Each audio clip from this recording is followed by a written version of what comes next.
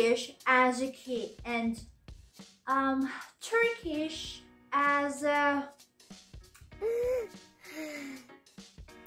You can go out without your shoes, right? Same here. You can go out other countries without knowing English. If you wanna be successful in your business, you have to know English.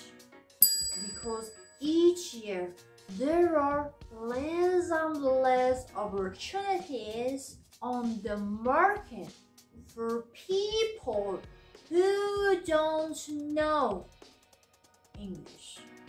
All of your talent and your skills are getting useless on the world that you don't have language.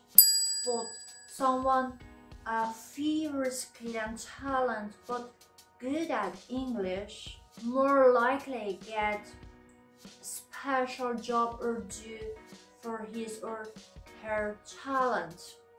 It means his or her language will help her or him. English is the language of business and second most spoken language in the world. Knowing English in modern world is considered an international norm. English creates countless opportunities and improves your employability. So, how do you learn English? How do you study English? Well, at first, you need a professional teacher to teach you how you can start for elementary, pre-intermediate, and intermediate level. And also, you need some interest in the subject. You need to be patient and practice every day.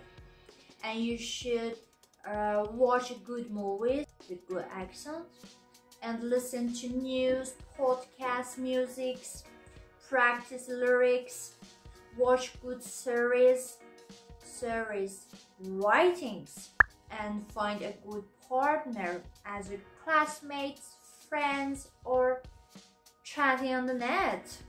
They are all of them so helpful. What? Turkish is a baklava. Turkish languages are a language family over the 35 documented languages spoken by the Turk people of Central of Asia, East part of Asia, and Turkey. Turkish languages are spoken by some 200 million people as a native people. Foods, desserts, some kind of musics, arabesque. And according to me, Turkish language is not easy. Not. But Turkish is a baklava.